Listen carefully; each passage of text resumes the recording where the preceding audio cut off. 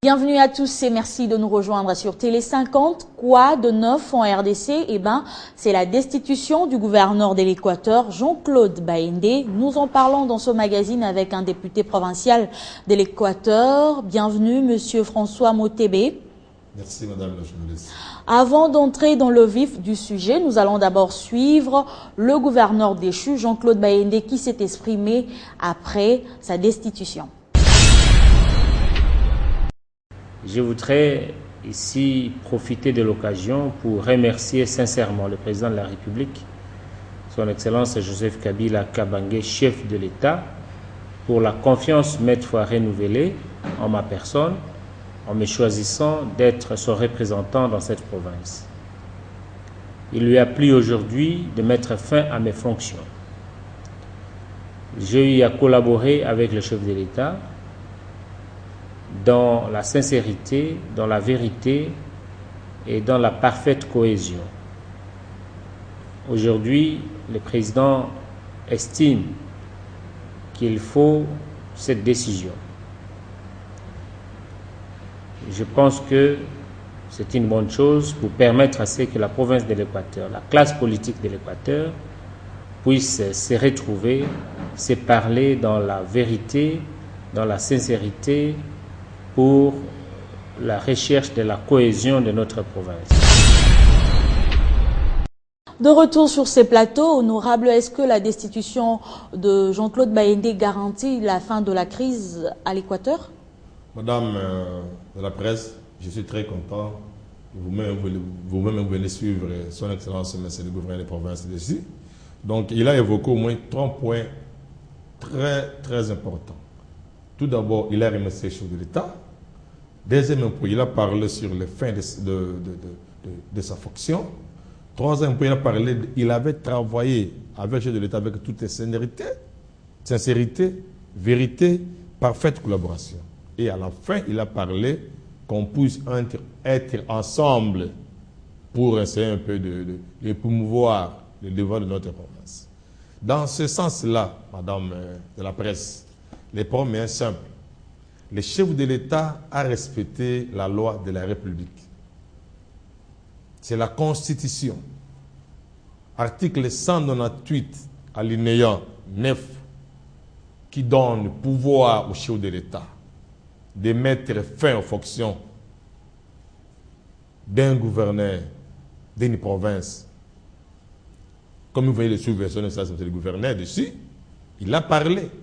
Donc nous voulons que, comme on a, le chef de l'État a jugé bon de mettre fin aux fonctions de M. Jean-Claude Baïndé, qui fut le gouverneur de l'Équateur, ce n'est pas l'affaire de l'obscurité, madame la presse. La déchéance du gouverneur Jean-Claude Baïndé, ce n'est que septembre. Puisque, je rappelle du contraire, l'Équateur n'a pas encore récupéré sa dignité, sa paix et son développement. La déchéance de M. Baïndé comme l'une de l'agent causal des désordres de la province, comme c'est prétendu d'autres, et le chef d'État jugé bon, pour qu'il a le garde de la Constitution, de les mettre à l'écart. Maintenant, on doit voir. On doit voir maintenant si réellement c'est M. Baïndé qui était à la tête d'interrompre le fonctionnement régulier des institutions provinciales. Maintenant, en tout cas, on peut voir ça dans quelques jours-ci. Et qu'est-ce que l'Assemblée provinciale reprochait exactement à Jean-Claude Baïndé? L'Assemblée provinciale n'a pas reproché au gouverneur quelque chose. Madame la presse, reprocher à un gouverneur les effets, il faut qu'il y ait ce qu'on appelle les contrôles. Ça, c'est la mission des assemblées. Légiférer et contrôler. Le contrôle n'a pas été fait. Mais le cas n'a pas été fait. On n'a pas fait le contrôle gouverneur provincial pour le Baïndé. Les amis ont jugé bon, puisqu'ils trouvaient Baïndé comme un obstacle à la tête de la province de l'Équateur. Ils ont monté de toutes les pièces. Moi, je suis député de la majorité du PPRD, élu à Guémélan. Ce n'était pas facile, madame. En 2006, être élu député PPRD dans les territoires où les MLC patronnait. Donc Jean-Claude Baïndé était la cible des députés de l'opposition. Que ce soit de l'opposition ou pas, de la majorité ou pas, madame, je vous dis que c'est un problème de la complicité de fils et filles de l'Équateur qui sont ici à Kinshasa. Mais citez-les, citez-les. Non. Qui exactement? On est en train de développer les points que vous m'avez parlé, madame. Pour soutenir quelqu'un, donc je vous parle dans l'ensemble qu'il y a les tirés de ficelles au niveau de Kinshasa, au niveau des institutions élues démocratiquement, au niveau du Sénat, au niveau de l'Assemblée nationale, et même au niveau des cadres politiques de l'État. C'est ça aujourd'hui, c'est aujourd'hui que vous avez vu que le gouverneur Baïndé est mis à l'écart par chef de l'État. Pour chercher quoi? La paix.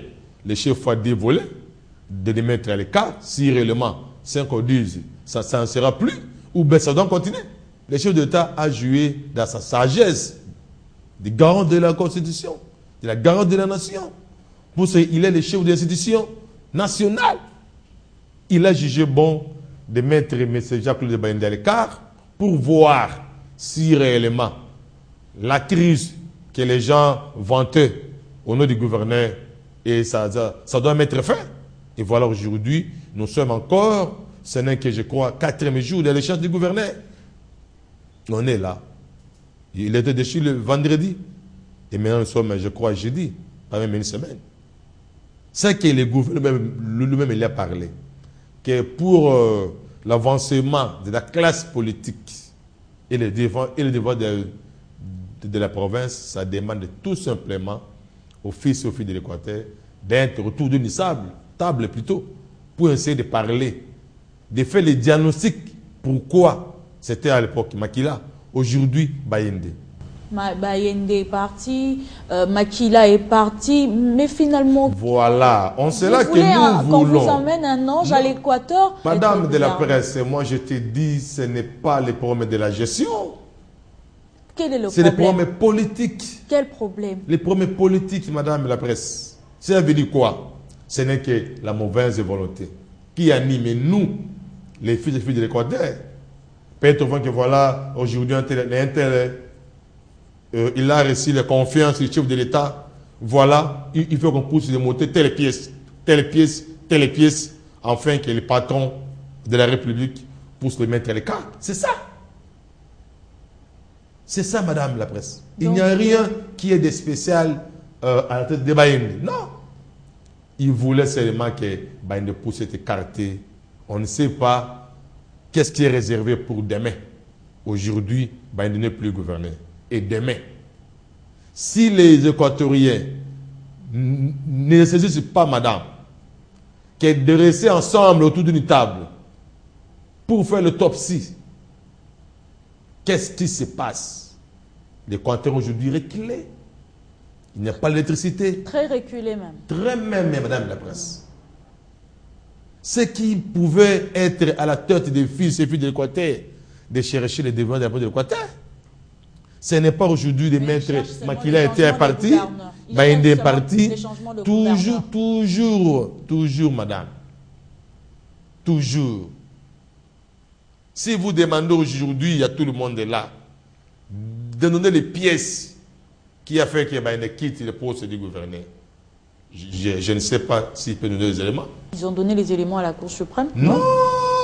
Quelqu'un peut avoir 500 milices. Un gouverneur de province. Bérénie a eu 500 milices. 500 Koulouna. Avez-vous apporté des preuves? Moi, je suis parmi les députés. On m'a cité, madame la presse. On m'a cité, moi, que le gouverneur, au niveau de l'Assemblée, il traitait avec les députés. On a bien parlé là, politico-militaire. Je ne sais pas. Un député que je suis, je peux être Koulouna. Non. Voilà un peu des motages comme ça qu'on donne à la tête de M. Jean-Claude Baïndé. François Motebe élu, député provincial en 2006. Aujourd'hui, en 2013, il devient Koulouna. Bon, essayez un peu d'analyser seulement cet effet-là, que François Motebe, député, on le cite, il est Koulouna de Jean-Claude Baïndé. Madame, ignorait comme les griefs portés à mes... Moi, je suis député. Et quel est le bureau à Kizé Baïndé? Parlons de cette crise à l'Assemblée provinciale de l'Équateur avec 2 bureaux. Comment vous travaillez? Vous travaillez dans quel climat? Madame, c'était seulement ce que moi je vous dis souvent ici, les montages pire et simple. On avait façonné un président et ce président a fait au moins 30 jours, 1 mois. La cour d'appel de Mbandaka a jugé bon, cette élection c'était simplement illégal et non conforme à la loi. L'arrêt a été rendu en faveur des bureaux d'honorable Kilio Gaston. Que vous reconnaissez, oui. Que vous soutenez. Je suis légaliste, madame. Moi, je suis de la République. Je respecte les textes légaux. C'est ça aujourd'hui. Ils ont façonné l'une de nos collègues députés comme président, le gouvernement central l'a dépêché les missions par les ministres de l'Intérieur. On lui a expliqué, on lui a donné des préalables. Voilà, comme la Cour interdépendante, comme vous le connaissez, c'est les 4 pouvoirs de la République du Congo, les cours et tribunaux. Il a jugé bon de mettre fin avec tous ces manœuvres-là, de mettre un autre président. Ainsi, le temps que M. Kilio, il est président, il n'a même pas démissionné. Comment il a un autre président? Il faut passer aux élections. La Cour d'appel de Mbandaka a rendu son arrêt le 17 décembre. Et vous-même, en tant que député provincial, vous ne vous sentez pas gêné? C'est que moi, je demande seulement à nos frères et sœurs, les tirés des ficelles, qui ont été de manipuler nos collègues députés, de ne plus respecter la loi de la République, d'obéir à l'arrêt rendu par la Cour d'appel de Mbandaka. À vos collègues députés oui. de l'opposition? Non, tendance, puisque là-bas, à l'Équateur, il y a d'autres députés d'IMLC sur le pouvoir et d'autres de majorité sur l'opposition. Donc, c'est ça.